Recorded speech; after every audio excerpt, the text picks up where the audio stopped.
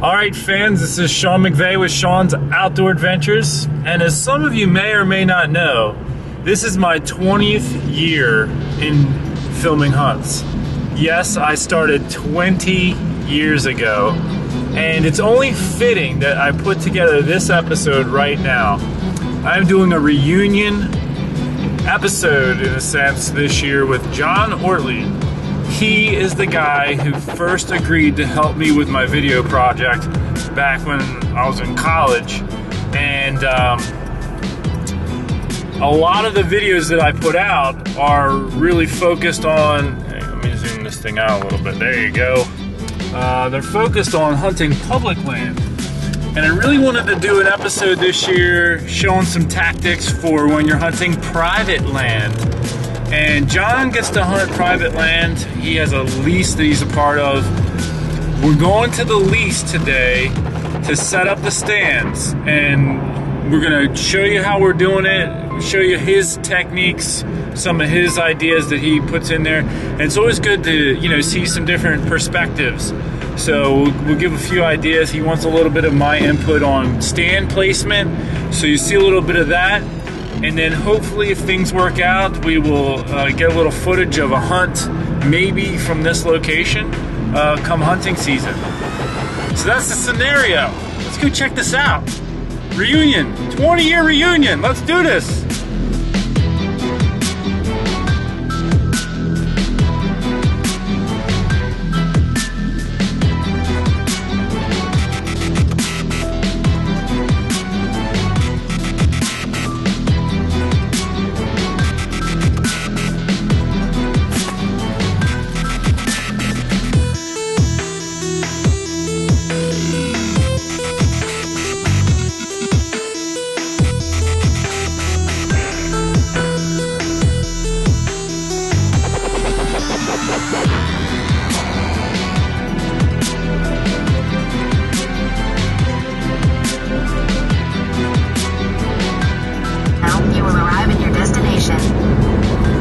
Well, you might have just heard the GPS.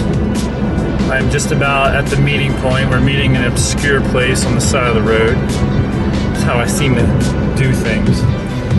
And he is already here. Phone just gave me an alert of a text message, so I'm sure it's him. And yep, here he is. You have arrived. As soon as I pulled into the meeting point, I just followed him back a dirt road to his lease.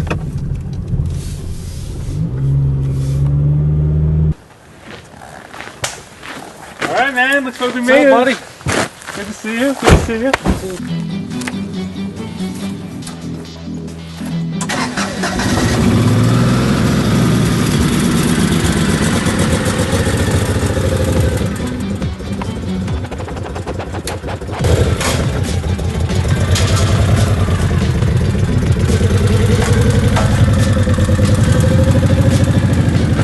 What the plan is what we'll do is we'll go in, it's 7,500 yards in. Yeah, it's not that far. And we have a camera in there. So we'll walk into that, and then we'll hop on the machine, and we got to go way down and then up on the mountain. And we have 2 cameras over there. All right, and then where's the stand going? The stand is going way down and off to the right back corner of the property. So we're just going to do the camera checking right now and then come back for the stand stuff? Yeah, right. That's what I plan on doing. Okay, cool. As you gathered, it's a really good idea to run trail cameras if you can. But I want to make a little suggestion here. Don't check them like every week. Some people think, oh, I'm going to be diligent, I'm going to be on top of this, I'm going to run trail cameras, I'm going to check them every single week, That's actually a bad idea, because the more you go into a spot, the more you give the deer a chance to get alerted to your presence. So what I like to do is let a camera run for about a month, 3 weeks to a month, and wait till it's going to rain. Then I go in during the rain or just before the rain starts, swap out the cards and get out of there. And what that does is it helps wash away your scent if you do leave any, and it minimizes the chance of deer picking up on your presence, which is really important, especially if you want to score on a real big buck. This year, this is a fitting year for us to do this, and I really hope we can get you on camera getting a nice buck at this spot. But This is the 20-year anniversary since we first filmed hunts. Are you kidding This me? is 20 years this year. Wow. 20 years ago. What deer was that? The sad spike hunt. 20 years? That was 20 years ago. Oh my goodness. Oh You man. feel old now? Yeah. 20-year anniversary this year since I started filming, and you were the co-conspirator. Yeah, man, half our life ago. How does that make you feel? I mean, It's nuts. 40 years old now. yeah, 20 years 20 ago. years, 20 years, man. We were just kids. That was a cold day. Oh, That's yeah. one thing I do remember. Yeah, I was definitely That was I was cold. definitely underdressed on that hunt. Well, as you can see, we've been at this a long time, and sometimes it's a little painfully shocking to realize just how old you're getting and how long you've been at it.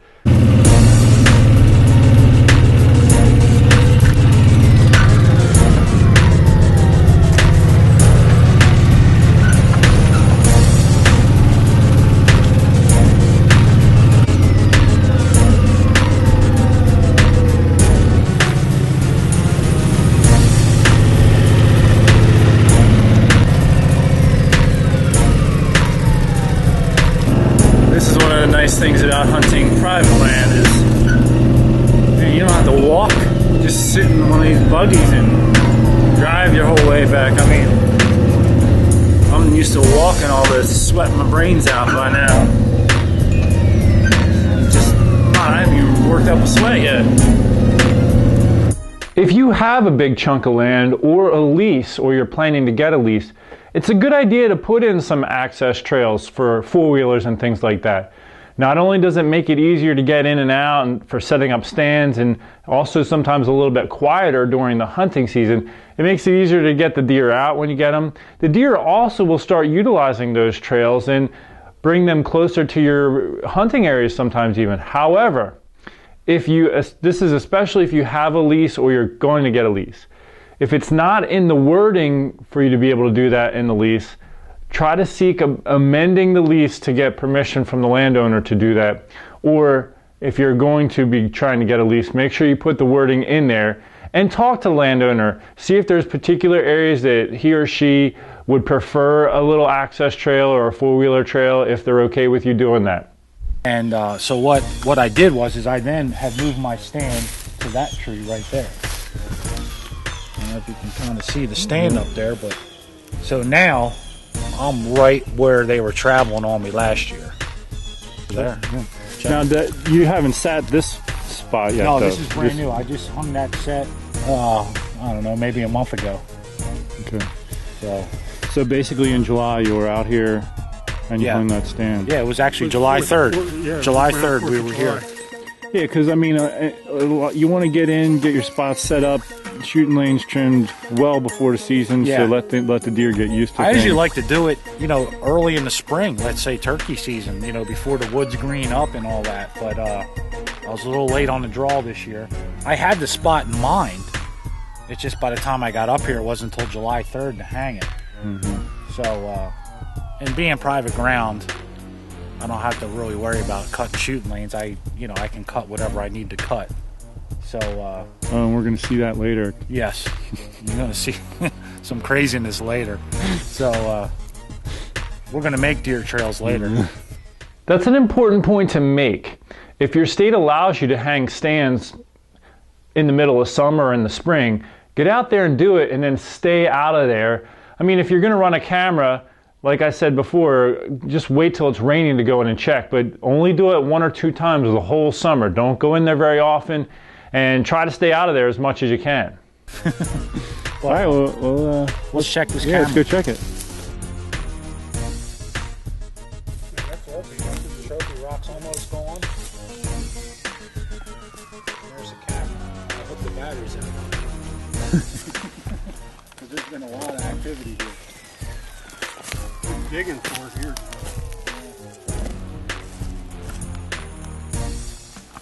The brick I had it had to weigh 10 to 12 pounds. And it's absolutely gone.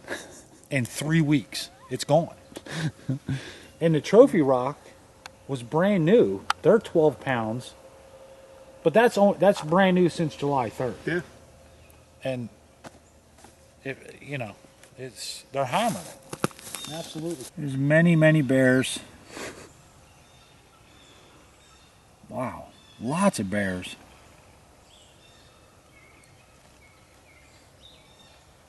I see horns. All right, let's let this thing do its thing. Gus, you just hold her still. All right, now what I do is I use trophy rock, and before, like I said, I had this brick. It's completely gone now.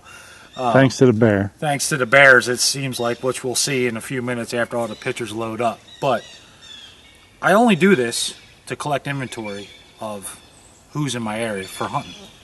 So, anyhow, obviously this area is been well hit.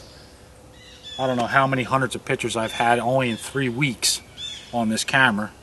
So now basically we're getting close to the season, the 30 days before the season. So now it's time to clean up and get the bait out of here, so that way everything's legal, and let the hunting begin.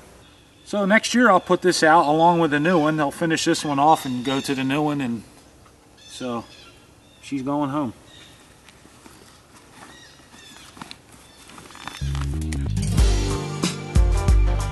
He's one of my smaller.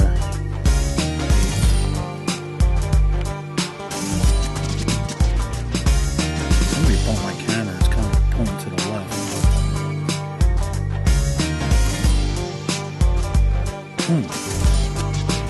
That's not a bear. That's a different bear.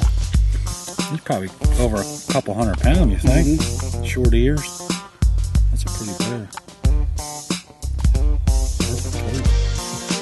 Looks small there. There's two bears.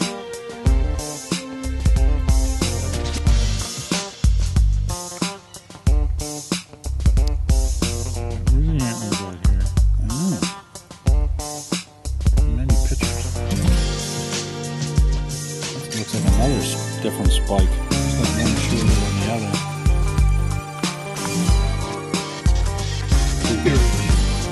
Is that, you think that was a... No, that's that small eating again. It's the second next picture is him looking at us. That's the broken... He's got the broken beam. Broken beam. That's the one I have heard pictures of before.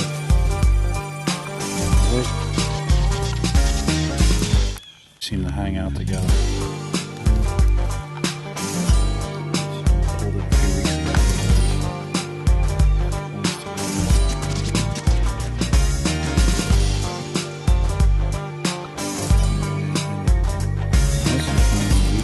So that would have been about 10 days after we were here, 12 days after we were here. We were here the 3rd, that's the 15th. That's the one you're after? That's the one I want, right there. He's the best one I got going so far. He's nice. Mm-hmm. For a mountain deer. Yeah. The block is so good, that's only 6 days after we were here. Yeah. That's good. There's another picture of him. He's eyeing that block up like, yummy, sugar beets. There's a 4-pointer. Maybe a 6. Might put him a 6 then. He's hanging with that big one. There's a picture of them together.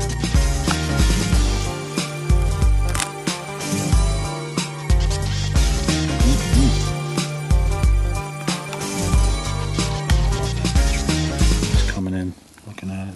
Nice side, broadside. There were a lot of bears in the pictures that John got at his spot. And here's a little tip if you decide to use something like corn in front of your trail cameras to try to get the game animals close. Again, first you have to check your state and what's allowed. Some states do not allow any mineral blocks like what John's using. It all depends. And so anyway, for this situation, if you were going to use corn, I encourage you, don't just put it in a pile, especially if you have bears like this, because what the bear will do will come in and just squat down, sit there and eat all the corn until it's gone. What you really should do is just broadcast it, just spread it around and that way they have to pick at it. The deer especially don't mind walking around picking at it, but the bear, it makes it harder for the bear to just eat all the corn and leave you with no corn to attract other animals such as deer. So if you're using corn, spread it all around.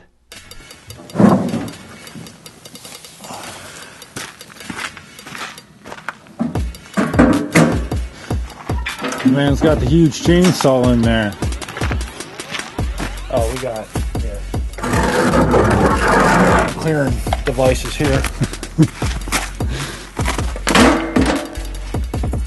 The trees shudder when they hear you coming. I do things right. This is foreign to me. All the public hunting that I do. I hope we don't need to fill up with gas, but that's the case I'm bringing it. Oh, we got 4 cameras running now. And last year we ran cameras from basically June all the way up until the season and through the season. But we were just coming down from checking the cameras, and Gus was being, a little disappointed about, what he has on his 2 cameras. My 1 camera is producing a lot. It's producing a big buck, which is really all I worry about. But last year we had 7 good bucks. The problem is, last year they didn't show up until the 2nd week of September, when we started getting a lot of nice bucks. We had 7 or 8 points, 10 points, were good deer. I mean, they were like ears wide, some a little bit better. But, what we would call a nicer buck for this area. I guarantee in a couple of weeks they're all going to come back. I don't know where they're at now, but hopefully they'll come back and we'll start getting a lot more decent bucks on, shooter bucks on camera. Just cross our fingers. Hope they show up like they did last year late. And then when they showed up, they stayed here all season. We were seeing them while we were hunting. And so we should have some bucks like that 9 point. We should have 3 or 4 like that up here. What John said right there is so important, and I've talked about this in my videos before. You can be seeing a buck on your trail cameras all summer long, and then come hunting season, the buck just disappears. And that's because different times of the year, for different reasons, buck will live in certain areas, and that's not always the case. Some will just live in a home territory and stay there. But especially when you're hunting the big woods in Pennsylvania, like what we're experiencing here, those buck can hang out, and as well as the does, hang out in the summertime in areas where the feed is good and the browse is good, and then in the fall relocate to where maybe there's more of an acorn crop or something of that nature. And so, don't always expect those bucks to be there. And fortunately for John, his lease is on the receiving end, where these bucks just kind of show up from other areas during the hunting season, and then they hang out there until the season's over, or until the food source changes again, or the rut activity changes, and then they go back to other hiding areas. I've said it before, I'm going to say it again. I always call this the wisdom of the elders. As we were walking back to this spot where we're going to pick out a stand location for John here, we walked past an old tree stand. And I'm like, oh, old stand here. And then that's right when we got to the trail camera he's got set up. So, it's just always neat to see when you find a good area and then see that someone else from times past used the same area, and you wonder how they came upon it. Was it after years of hunting the area and seeing the deer moving over there, so they end up putting the stand there? Stuff like that. So here's a nice old rub too. So what's the plan here, Johnny? Well, I got the camera set up here. 112 pictures in 2.5 weeks. Again, I had we could actually, this is kind of cool because you can actually see how big a trophy rock really is when you get them compared to the other one. Yeah. But I had another one of them block things here.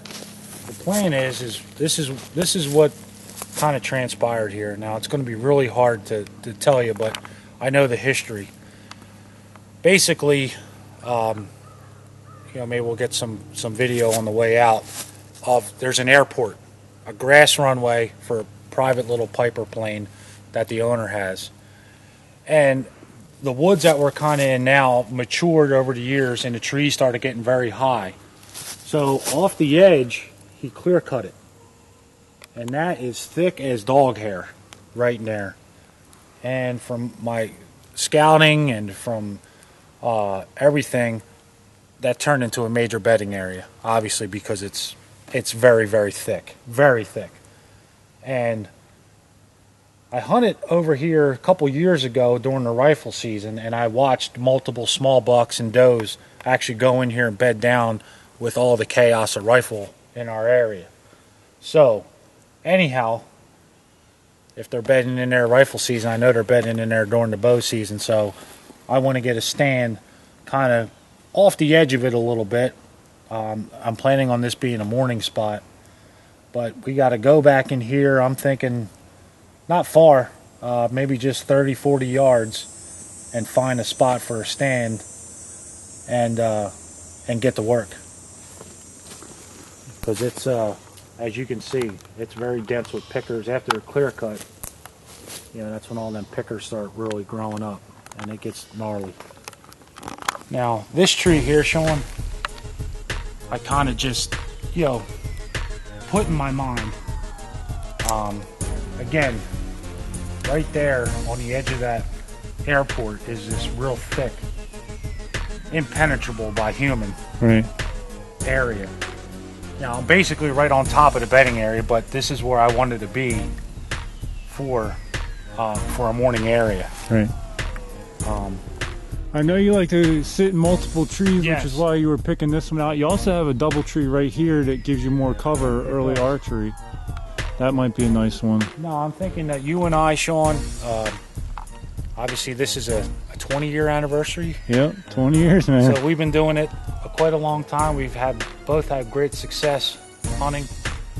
So we're gonna put our minds together and, you know, and pick out basically in a 60, 75 yard area, maybe you know, put our nose down and get scouting. Yeah, I think we should definitely do a couple loop and walks right around here and see where if there's any. I mean, obviously they can eat on any of this. It's browse. They love these thorny little bushes like this one right here, right in front of you there. They love nibbling on that, what's right in front of your face, and all that stuff right there. So, I mean, you almost don't even need to look for stuff like acorns because they're going to be eating all this stuff all year round.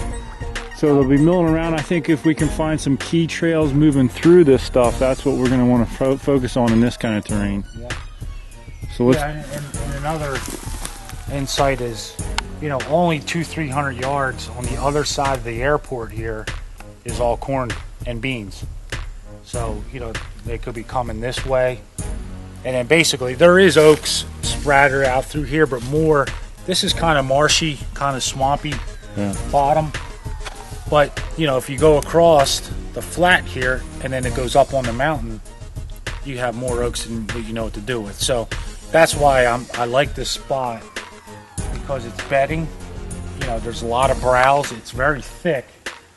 So if they want to go eat acorns at night and come back into bed, or if they want to come across from the corn, I'm hoping that they don't cut me short and just bed up right away. I think they would come in here and mill for a little bit, you know, during the daylight hours, and mill around. We should go and peek under those pine trees over there, see if there's any beds under them. Yeah. Because in some of the more inclement weather, they'll sometimes lay up under them, and they're surrounded by all this nice thick stuff. Yeah. Just as long as they can browse during shooting light, that's all I need them to do. I want to get so close to the bedding because what if I kind of want to maybe try to slip in here for an afternoon hunt? This kind of terrain's like, you could probably do this all day. You know what I mean? You could do it morning, evening, all day. I mean, they'll get up and mill around in this. But how about that tree back behind? I mean, that one there. It looks like the tree's healthy. It just had a dead wing on it. So basically what we have here is some major trails in two different directions. They meet on this point right here. And what the video is not going to show you real well is that this is a slight mound that I'm standing on. And if I step over here, I'm going down a little bit. The deer coming from either direction are, I almost will guarantee that they're going to stop right here, because this little mound, although it only drops down about a foot or two, a deer will pause before doing that to look around, because when it comes down here, it can't see as well, and so it surveys for danger first. So to me, this is the epicenter. This is the spot where I'll get to a place like this and I'll just look 20 yards around. What is the best tree that I can get in? And we're trying to find that for John, and the challenge is that tree isn't here. And that's why we're staying here making a whole bunch of noise in the middle of summer. That way we're not banging around in here during the season trying to figure this out. I would need to be able to shoot basically at that pine. It's only going to be a 10-12 yard shot, but that's all right. It's not like they're straight below me. But then you got this real massive trail coming up out of that kind of looped around this thick, but then it kind of comes in right here. Basically right here. So they could go left or right. They'd have to make up their mind. I mean, I don't like it when they're on top of me like that, but there's never the perfect situation tree for the perfect spot. Maybe I'll use the tree stick. That's 20 foot. And if I have to get a hair higher, I can just, flip a few steps in and get up a little bit higher than 20. But I'm feeling like that could be the spot right there. It's not, I don't have to do a ton of trimming, which I like too. Once we determined exactly where his stand was going to be, we didn't waste any time. We got right to work.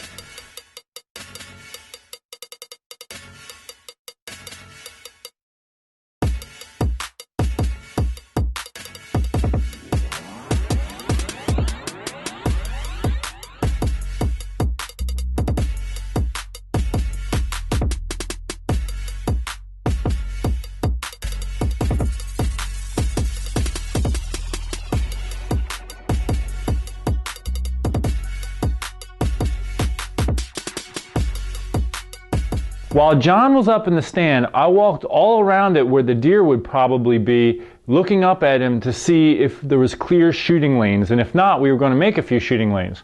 Well, fortunately for us though, he already had pretty good shooting, so we didn't need to do much. John then got down, and he wanted to clear out the path to get into the stand, and this kind of fits into the idea I presented earlier about making four-wheeler trails or access trails. This is an access trail that's just for walking, not for a four-wheeler or anything like that.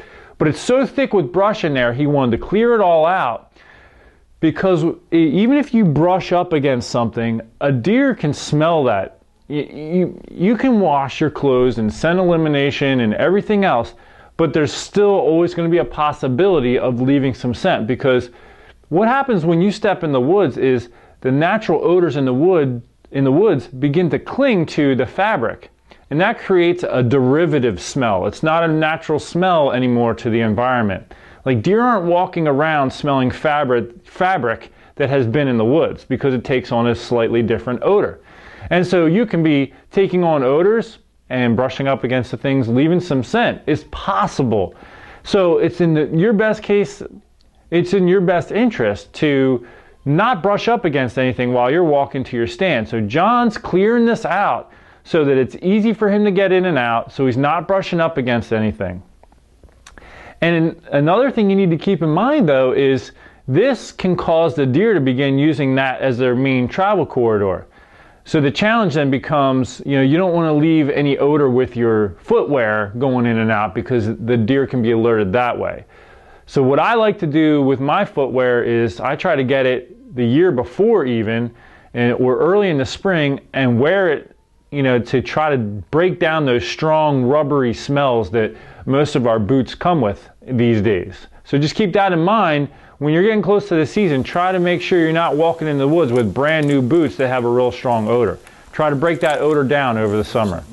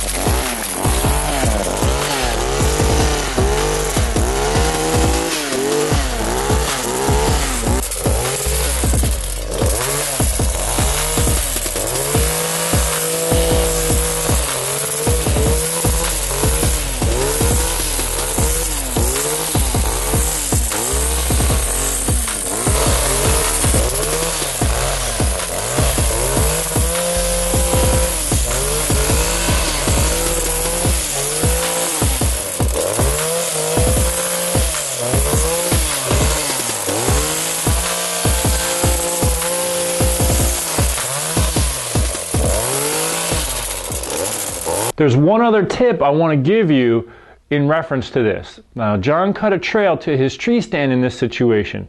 If you're hunting an area that's very thick and you cut a trail to your tree stand location like this, consider cutting a few other trails in other areas for the deer to make it easier for them to travel. So let's say your trail goes into your stand, cut some in other directions that might keep the deer movement away from where you're walking in, if that makes sense. Because again, the deer will use that least path of resistance, especially in those thick areas. And hopefully with some other well-positioned trails, you'll help to keep the deer off of your travel trail coming to your stand. So everything's set. Now it's just a matter of time of waiting for the season to start so John and I can get together for a hunt. Now we both had plans the opening weekend, so it wasn't until the second weekend of archery season in Pennsylvania that we were going to be able to get together. Well, as fate would have it, John shoots a really nice buck down by his house at one of his private spots to hunt, like the first time he goes into the stand. So for our meeting, now we're just looking for a doe because he's already filled his buck tag. On the actual morning of the hunt, I left my house, whatever it was, 3 or 4 in the morning, and it's a 2-hour drive, 2.5-hour drive to get to this spot where I'm meeting John. I'm about an hour into the drive, and I see somebody like doing jumping jacks on the side of the road, distressed, the vehicle's looking broken down. And it's like, man, it's always a question, what's the right thing to do here? And in this situation, it's pitch black out, the lights were off on the vehicle, no 4-way flashers were blinking or anything. So I was like, all right, I'm going to be extra cautious, but I'll see, what's going on here. So I pull over. This is a young kid, he comes running up, he's like, I just cracked the window a little bit. And he's like, I'm sorry, I need help, I don't have a phone. I need to make a call, I'm broken down. So with the window just slightly open, I said, what's the number? And I dialed it on my phone and put it on speaker. And then, I was really observing this kid, and I'm like, okay, I think it's okay. So I kind of hand him the phone, it's on speaker, and he actually put it to his ear anyway. And he was I was like, who are you calling? He's like, I'm trying to call my mom. So she doesn't answer, he hands the phone back, and I was like, well, who else can we call here? And I was inferring like, okay, are you ready to call for a tow truck, the police, whatever? And he's like, I've been drinking. And I'm like, oh man. Next thing I know, the flashing lights are in the rearview mirror. The police just see us on the side of the road and pull over. I'm like, oh boy, here comes another setback. So long story short, I gave a statement, which now I'm being subpoenaed to appear in court to give it again in another couple of weeks. And the police took over, and I drove on to follow through with the hunt with John. But some of the things that go on in the background, I don't always share them, but my goodness, it can be weird sometimes. All right, I'm going to be honest. There were 2 elements of that morning hunt that were a little bit of a disappointment for me. The first was I had been really excited and looking forward to sitting in that stand that I helped John set up during the summertime. I've been looking forward to it all summer, because I really thought for a morning hunt, that's just an ideal location. It's really thick, everything like that. But John really wanted to sit in his other stand. So, all right, let it go. It's his hunt. But the second thing was, and this part's kind of funny, is it's just cracking daylight. I mean, just where you're starting to be able to see a little bit. And I hear all this beeping and commotion. I'm like, what is going on over there? And he's pulling out his cell phone. He never got the ringer part turned off, I guess. So I kind of harassed him a little bit about that. But then as the morning went on, no deer were moving, and when we were younger, what we would do is we would crack jokes and make the time pass. We were just whispering, but we would just say little things to make the time go by. And every time I would look over at him, he was on his cell phone. And it's in one sense it's better because we're being quiet, but it was just a little bit of a disappointment because it wasn't as fun for me as it used to be, because in those slow times, just making each other laugh and stuff like that. So, it is what it is. So tell us the plan, man. What's that? What's the plan? That was a terrible sit. What we'll do is we'll leave you set up. We'll come back in here this afternoon. It's always been better in the afternoon here. So that's what we'll do, bud. John's family has a hunting cabin about an hour away from where this lease is at. And so we drove after the morning hunt over to the cabin because he had to mow the grass. And while he was outside mowing, I went inside and vacuumed up all the ladybugs and millipedes that were all over the carpet. After that, we went back for an evening sit and we got skunked. What happened, man? Just a horrendous day. I have no idea. Tons of pictures. The first day into the year, and we don't see a one. This isn't right. Just a horrible day hunting. A good day because I'm with you, but just a horrible day hunting. I can't believe not one single deer came by today. Nothing. It's unbelievable. I've never hunted up here and not seen at least a deer. One deer. It's because I got the video camera, that's why. It's gotta be. Something's bad. I don't know. Even if you have private property to hunt and you do everything right, there's still a chance you'll go out and see nothing. And we talked to people in the area, the deer just weren't moving in the early season, nobody was really seeing anything. But another thing that can hurt you is it only takes one swirl of the wind to go the wrong way to alert the deer to your presence. That could have happened to us. When you're filming and you got two people, now you got twice the amount of human odors to try to conquer, and it becomes quite a challenge. So keep that in mind. Even if you have the best setup, you're getting lots of deer on trail camera pictures, there's always a chance you'll go out and see nothing. Because deer are wary animals and they can pick up on you whether you realize it or not. Well, I've hoped you've enjoyed this episode. I'm glad we got a chance to bring back my old buddy John to be in the forefront of this one. And, take some of these tips with you and apply them in your hunting situations out there.